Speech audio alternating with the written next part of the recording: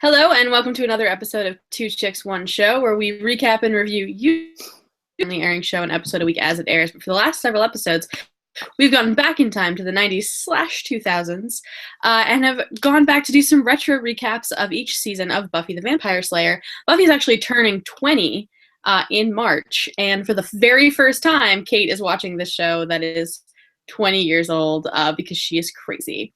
So, my name is Tricia and she's Kait Calabro. We are your two chicks, and this week's one show, as with the last several weeks, is Buffy the Vampire Slayer, season number 6. Now, Kait, you have already let me know off air.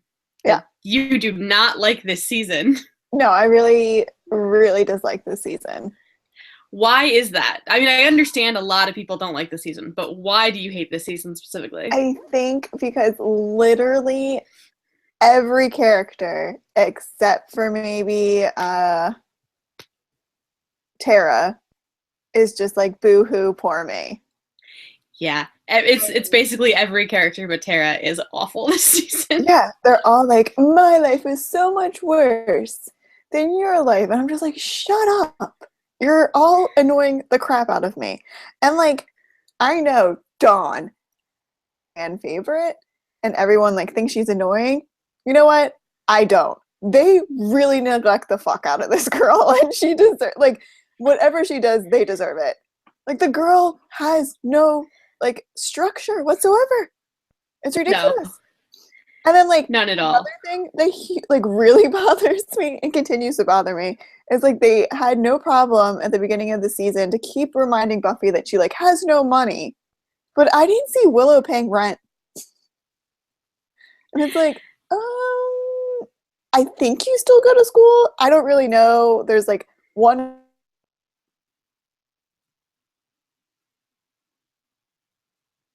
Was at college person. Sorry, I froze a little. Yeah, go ahead. There's like one what? There's like one episode a season where she's actually at college. And you're just like, so you could have got a job. You could have helped out. You were also living off Buffy's money when she was dead for like, I don't know, Spike had an exact day of how long she was dead. I don't remember. Yeah. I think it was a few months. I mean, she's kind of desiccated when she wakes up. Yeah. Yes, I agree on all of those points. Yes, Willow is still in school. Following the events of this season, she goes back to school next season. Mm-hmm. After things. But other than her, but she and Tara are the only ones that are still in school. And yeah, it doesn't seem like she has a job or that she pays rent. It's very confusing. Yeah. And like also, Buffy, you could have got a better job than like literally a fast food place. Yeah, I don't remember who said this, but someone was talking about how like Buffy gets a job at the fast food place when she has marketable skills. Like she could be teaching martial arts or self-defense of some kind or like a lot of things. Completely opposed to Anya's idea of charging people. Isn't that what Angel does? Yeah, charging people to save them. Yeah. That's literally what Angel does. This is the whole entire premise of Angel. So it's not a crazy idea. No, it's not. I mean, Angel is like a supernatural detective in LA. Yeah. And people are happy to pay him. Yeah. But no, not Buffy. Buffy will not do that. I don't understand. I don't either. Just work at the magic shop. It's not that bad. I just don't get it. What I always thought was kind of interesting, like in season 5, you see a lot of them putting in hours at the magic shop, but it doesn't seem like they get paid. The only person like Anya does. Yeah. But I don't think anybody else does. No. It was just, I just really didn't. Everyone, literally everyone was just a bunch of crybabies. Giles was a crybaby. Buffy was a huge, like, I understand, but she was a huge crybaby this season. This season and next season, actually, because there are bits of next season where I'll talk about this as well. This is when I was like, I like that these seasons exist, but I kind of wish Buffy had stayed dead. Yeah, I know, like, at this moment, I've started season 7. I'm not that far into it, but I really wish it just stopped at 5. Like, I wish it was like, Buffy died, the end, see you later. Like, I like some of the stuff that they do in season 6 and 7. I like Dark Willow, and I like the way, because they knew season 7 was the end. So I like the way that season 7 is set up and how it ends and how it like plays with the mythology of the Slayer. We'll get into that next time. But from a Buffy only perspective, I hate her. She's so annoying. See, I never disliked Buffy until season 6. It was mid-season 6. Actually, it was probably when Buffy started sleeping with Spike that I was just like, nope. But yeah, because this season is also the one that gets me really riled up about Spuffy shippers, people who ship Spike and Buffy. Yeah. Because this relationship is not a relationship. No. It's awful. Like, in season 5, it's Spike is obsessed with Buffy, and in season 6, it's Buffy is using Spike. Yeah. It's not a relationship. It's really toxic and horrible. But people love it. I don't get it. I don't understand it. I would much prefer Buffy just not date anyone. All her boyfriends suck. Yeah, like, I like the notion that happened in season 5 where, like, Spike's in love with Buffy. He's really bugged out about it, and Buffy could give a flying fuck. And I think if it just continued like that, I'd be great. But then Buffy uses Spike, and then things get really weird at the end where I'm just like, why? And it's still weird. Yeah, I have issues with season 6. I don't think I have as many issues as you do. I've also seen it a few times, and the end of the season makes up for a lot of the middle, for me. But so let's talk about some of the things really quickly that happened in season 6. Other than Buffy getting a job with Double Mute Palace, which is so gross. Yeah. We had our villain of the season. It was sort of almost a fake out villain, which is the trio. Just a bunch of nerds who want to somehow be villains and have decided that the way to make a name for themselves in villainy is to take out the Slayer, which no one has been able to do. I like the trio because I think they're kind of funny, except for Warren, who's just terrifying. I hate Warren because he's a sexist pig, and I was like, spoiler, we haven't got there yet. What Willow does to Warren is justifiable, in my opinion. He is awful. It's justifiable in some ways, but it's also like the worst possible thing she could have done to this already horrible person. Yeah, I don't know. I'm there. I'm like, yeah. Like, you're not meant to be entirely okay with what she does, but at the same time, you're like, but I'm glad he's dead. Yeah. When he comes back in the comics and it's, he has no skin. Ugh. Yeah, it's gross. Less gross in the comics because it's drawn. But anyway, so the trio is made up of Jonathan, who has gotten more and more used throughout the series. Yeah. Andrew, who is Tucker's brother. I don't remember Tucker either. Tucker is the guy who had the hellhounds at the prom. No. Oh, yeah. But he released flying monkeys at the play? Andrew released flying monkeys at the play. But we didn't see that. But nobody remembers that. Okay. He's Tucker's brother. But like the whole idea of Andrew is that he's an unknown sibling to a basically ridiculous and stupid unknown villain that nobody cares about. But he's like obsessed with Scoobies. Yeah. And Warren, who built the Robo Girlfriend and Robo Buffy. And who is horrible and disgusting and misogynist, and I just can't. I like that they're searching for balls. I hate everything. Obviously you're meant to really find him vile. And he is extremely vile. He is easily probably my least favorite villain in the sense that he's just disgusting. Yeah. So, yeah, that. This season also introduced Willow and her addiction to magic. So in the last couple of seasons, as Willow has been getting more into magic, and as she's discovered her sexuality, magic has very often been an allegory for sex. In season 6, it becomes an allegory for drugs. And I thought they handled this storyline really interestingly. Hmm? I said I thought they handled this storyline of Willow's addiction to magic really interestingly. Yeah. I mean, it was like a slow burn. I think we all knew it was going to come. Yeah, Um, but I really liked it. so, I mean, there's the episode, and I'm sure you know the title. I don't know the title, where she goes and then she gets in the car accident with, Wrecked. There's Smashed and Wrecked. It's a two-parter. yeah. But Wrecked, I think, is the one with the accident. And she gets in a car accident with Dawn, and like she does this extremely dramatic, I didn't mean it, I'm so sorry. And I'm Or just she like, falls on the ground. yeah. Yeah. And like I can't like it's also they make her go like completely cold, not that they make her, she decides to go cold turkey, and I'm just like, I mean, I don't think she needs to.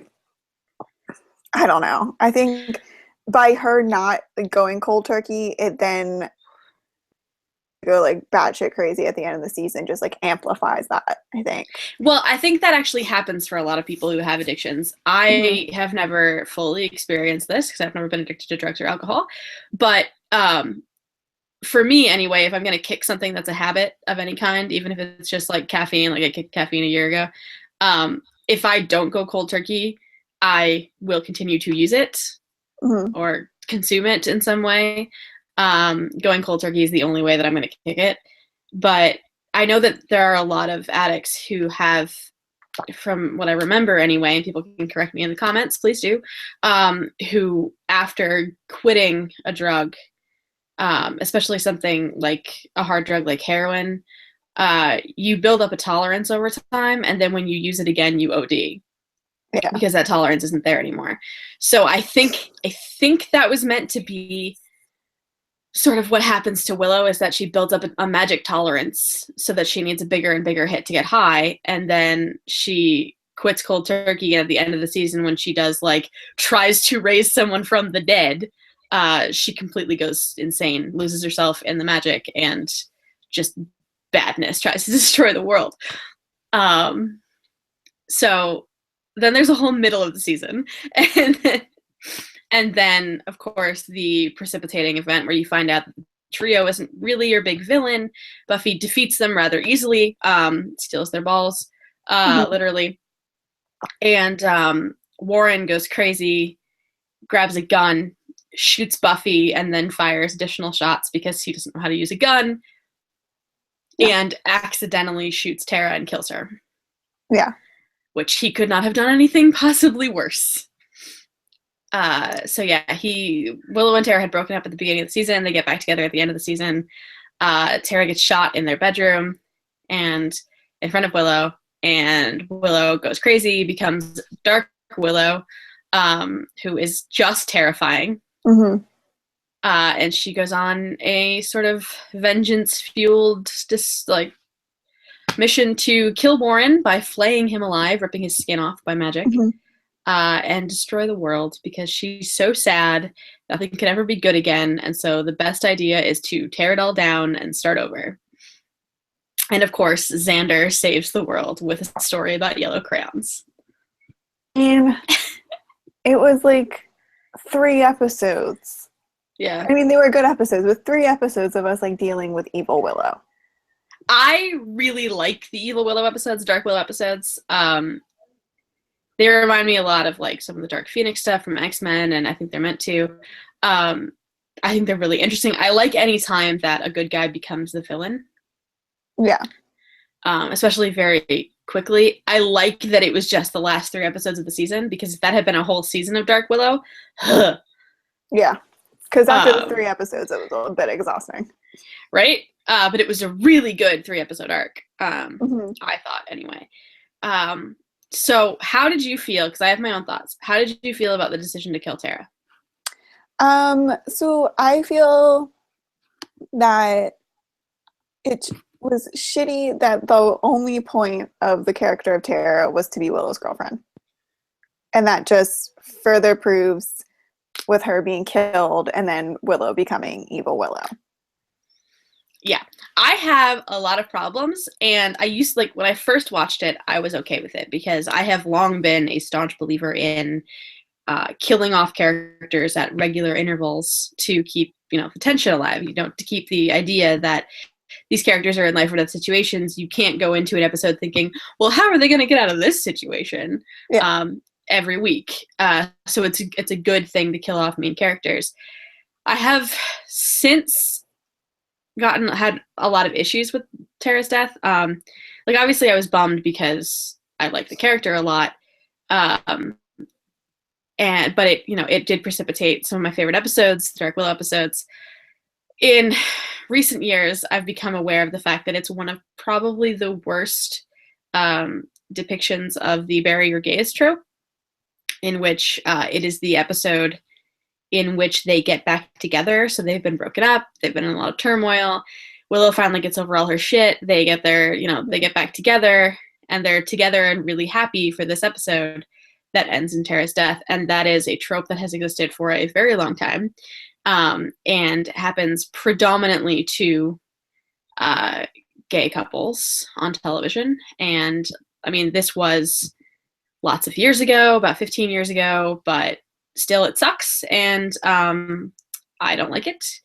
The other issue I have with it is that it's also, in addition to bury your gays, it's also, I think anyway, a case of the women in refrigerators trope that was coined by Gail Simone, the comic book writer, in which a character's death is only in service of the furthering of a storyline for another character, usually a male character, but in this case, female character because gay. Yeah. And that I agree that like it does bother me that Tara's only like purpose the entire time she was on the show was to be Willow's girlfriend, even though she had a lot of potential to be more than that. And they never let her be anything more than that. Like she never was actually a full member of the Scoobies, even though Anya was. Like they never gave her the opportunity to be more than just a little bit more to Dawn. But to anyone else in the cast, that was literally all she was. Yeah, and I think I talked about this in the last season where we're talking about the same thing, like how I don't think most of the characters cared about her. No. I think Dawn loved her, and that's it. Mm-hmm. Everybody else is kind of like, yeah, you exist. And one of the things I liked about season 6 is that there were episodes where Buffy confided in Tara. Yeah. And they were really interesting to me, anyway. Mm-hmm. Like, Buffy tells Tara before she tells anybody else that she's been sleeping with Spike. But she tells her because she needed her to figure out if there's something wrong with her. It wasn't like she was like they were having girl talk. Right. I mean, I understand that it wasn't entirely like a you are my friend conversation, but it did sort of turn into that. So like Tara goes to her birthday party to make sure that they're sort of apart all the time, and I liked that sort of solidarity with someone other than Willow. So my other problem, because you're mentioning that she never really becomes a full member of the Scoobies, Amber Benson also never gets her name in the credits until the episode in which she dies. Oh, I didn't even notice. Yeah, if you watch the opening credits, she was never in it. If you watch the opening credits for Seeing Red, Amber Benson appears for the first and only time in the opening credits of an episode of Buffy the Vampire Slayer, the episode after she and Willow get back together. And I only assume that it was done to give the audience a false sense of hope, or a false sense of security that she would not get shot at the end of the episode. And yeah, I got really pissed off because I knew which episode she died in the first time that I watched it. So when I saw those opening credits, I almost threw something. I was like, are you kidding me? So we've gone over the big parts of the season. Well, we didn't go over the fact that Buffy is raised from the dead, but we don't really need to go. Right. Buffy is raised from the dead. She was dead last season. She's not anymore. Willow does crazy snake-related horribleness stuff. Anyway, so we've gone over that. The best and worst episodes, or favorite, least favorite episodes. I think I can guess at least one of them. What? Start with your let's start with the episodes we liked from the season, because there's gonna be fewer of them. I've only liked 2. I predominantly like 2. One More with Feeling, clearly. And then Obviously. the one that follows that. Tabula Rasa. Yeah, those are the only two I like. I like, as I said, I like Villains 2 to Go and Gone a lot. I really like the Dark Willow arc. But my favorite episodes of the season are definitely Once More with Feeling and Tabula Rasa as well. Tabula Rasa I actually like more than Once More with Feeling. I think I like that one more than it's funnier. It's hilarious. It's so funny. Randy Giles. Why not just name me Horny Giles or Desperate for a Shag Giles? Randy. And of course Anya and her bunnies, and anytime Anya's afraid of bunnies is great. How did you feel about the musical? Like, obviously you liked it, but what do you think? This was, I don't know if it was the first time that a show's ever done a musical episode, but it was certainly the most ambitious up to that point. Sorry, you froze a little. How did you feel about the musical overall? This wasn't, I don't know if this was the first time a show's ever done a musical episode, but it was certainly the most ambitious up to that point, and it's the reason why so many shows do musical episodes now. Yeah, I mean, just this year alone in television, there's going to be so many musical episodes of shows. There's at least 2 that I can think of. I know, Flash and Supergirl, Once Upon a Time. Which is actually one episode. Yeah.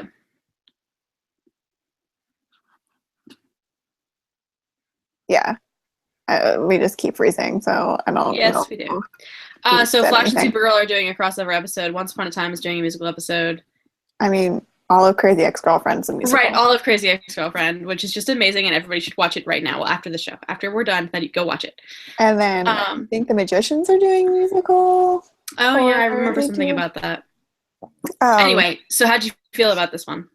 I like that there's a reason it's a musical. Yes. Instead of just like, oh, let's just do a musical for kicks and giggles. I think they play to each person's strengths. I don't think any of them are great singers. No. Well, except for James Marsters and Anthony Stewart Head are amazing, and Amber Benson's pretty good. Yeah. But I thought it was entertaining. It was fun to like mix it up in the middle of everyone being miserable, which is what the season is. Everyone miserable. I like that. I like any musical that has an artifice to it that like explains why everyone is singing. So like I really like the Buffy musical. I like the Grey's Anatomy musical, even though it's ridiculous because there's a reason for it. Same thing with the Scrubs musical. And the upcoming Flash Supergirl crossover musical where they're going to have the Music Meister, which is an excellent episode of Batman the Brave and the Bold. Everybody should watch. I'm just giving everybody homework. One of the things I also liked about it is what Joss Whedon has said about musicals, where he feels like one of the reasons why this was sort of where the musical episode had to fall and the things that they'd be singing about and stuff, it's that musicals are sort of the bearing of one's innermost thoughts. So like, what if that happened in reality and everyone could hear you, so you had no choice but to sing about the thing that you're afraid of? Which I thought was really interesting, and that's one of the things that I really like about Joss Whedon's writing is that like Hush and this one, and anytime that there's like sort of an interesting episode, he has a thing that he's trying to explore in the writing, which I thought was really fun. The other thing I liked was that he told the network he wanted to do a musical episode, and they were like, yeah, okay. And then he went away, wrote the musical episode, came back and said, here, it's episode 6. And they were like, okay. And it came out really good. I think because for this episode, the main purpose is at the end, everyone finds out that Buffy wasn't in some demon dimension. She was actually in heaven, and they took her away from that. Like, I think it coming in the middle of a song opposed to her just like saying it, I think helped. Yeah, and I like that it was like, this was the only way she was going to say it, was blurting it out by accident, with no choice but to do so. I also like that Xander is the one who summoned the demon, and when the demon finds out, he's like, never mind, I'm gonna go. There was another episode, and I don't know what it was called, where Buffy isn't sure if she's insane. Oh, Oh God, what's the name of that one? I made a music video to it a long time ago, so I keep thinking of it as the Is it normal normal again. again? Normal again.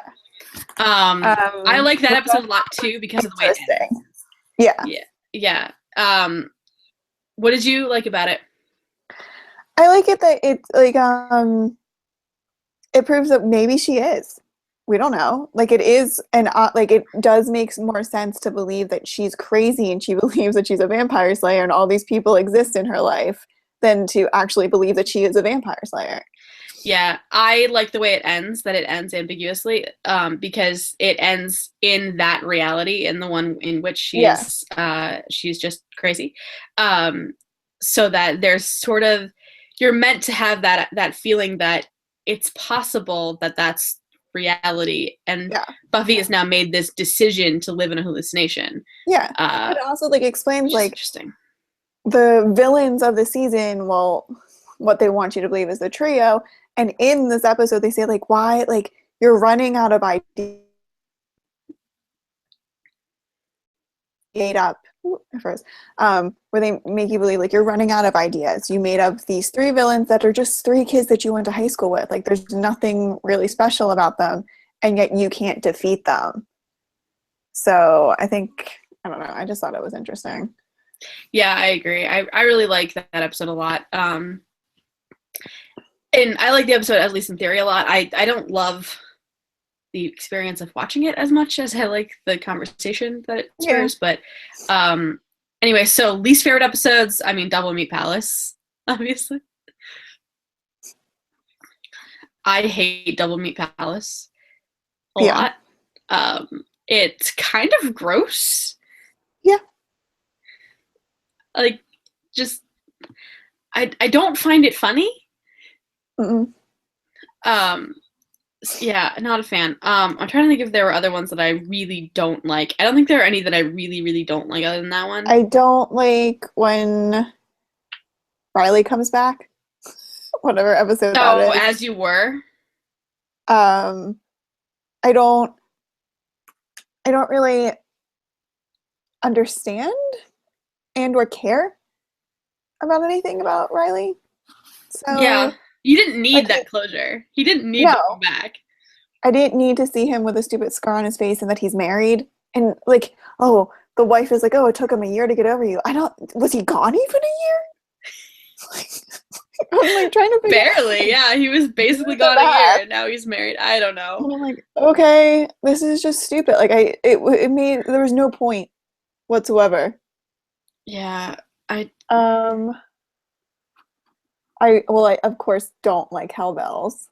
I like Hellbells. I don't like what Xander does, obviously, the leaving Anya at the altar for stupid insecurity reasons. This is like another example of the character being like, poor me.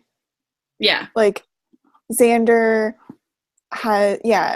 just leaves her for such stupid reasons. Yeah, Xander has a messed up family, and this demon, like, sort of tells him, essentially, that he's gonna have a messed up marriage with Anya, even though that's not reality. Yeah. It's just... it's a demon that hates Anya, that comes and, like, tries to destroy her life. Yeah. They're just... I like the episode. I think the episode is funny in parts. Yeah. Yeah. But, yeah, I have trouble with just Xander's whole decision. And also, Xander's getting annoying again. I do like the Halloween episode. What was this Halloween episode? The one where Dawn goes on a date with a vampire. Oh, yeah. And then she has to kill him. Yep. I mean, I really feel sorry for Dawn. I didn't think Dawn gets screwed over. People hate her, and I don't get it. But I feel for the girl. Like, she has a really shitty life. And then in season 7, it even gets worse. Yeah. And better. So a little, but not. But Dawn becomes more self-aware. Yeah. But did you hear, like, Xander's starting to get really annoying again? Yeah. That doesn't change in season 7. He's just, like, weird. He's just weird. Like, he's just weird. I don't know. And, of course, I don't like the episode where Spike tries to rape Buffy, and I'm just like, what I wanted to talk to you about this, and I is happening? Because you love Spike. I do. And I was worried that you were going to be a Spike Buffy shipper because of this scene.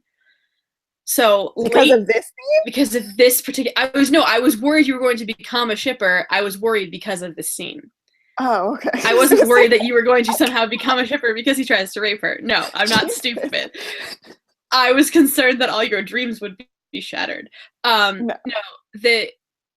late in the season, Spike tries to force himself on Buffy, and of course realizes that what he did was ridiculous and horrible and wrong, and then runs off to, as we find out at the beginning of the next season, we find out things. It's the end of the season. Oh, is she going through all the trials in the last 3 episodes? Yeah, because Buffy finds him. Okay, so he goes through all these trials in the last 3 episodes, and you find out that he's trying to get his soul back, which he does win, because he feels. You don't know, like when it first starts happening, you're under the impression that he's trying to get what the chip has done to him.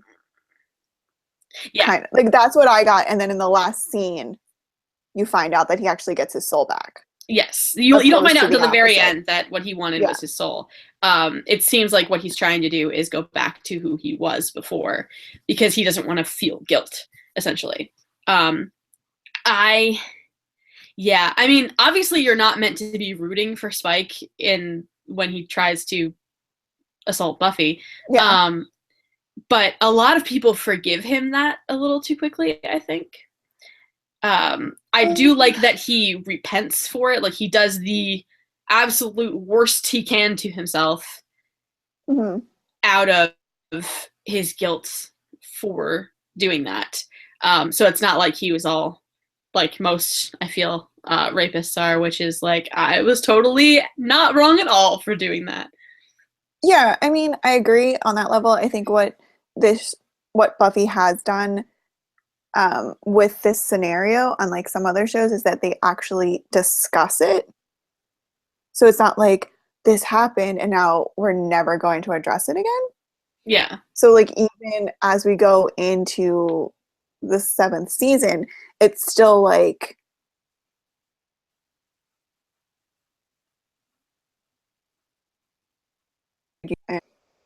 sorry. And they still talk about it, and Spike doesn't forgive himself for what he's done, and he knows what he did was wrong, and it's still something that everyone is working on, opposed to like it happened once and now it's just like, okay, let's all pretend like it didn't.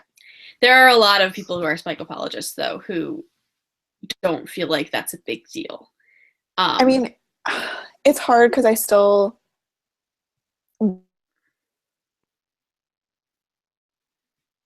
but I just wish, like, I wish it didn't happen. Well, of course. Yeah, because like I don't know where to go from here. Like, yeah, I feel like you'll like 7 more than you like 6. 6 is a really rough season for a lot of people. It was a transitionary season because they moved from the WB to UPN. They'd gone from thinking they were done to, oh, here's some more seasons. So yeah, it's a big season.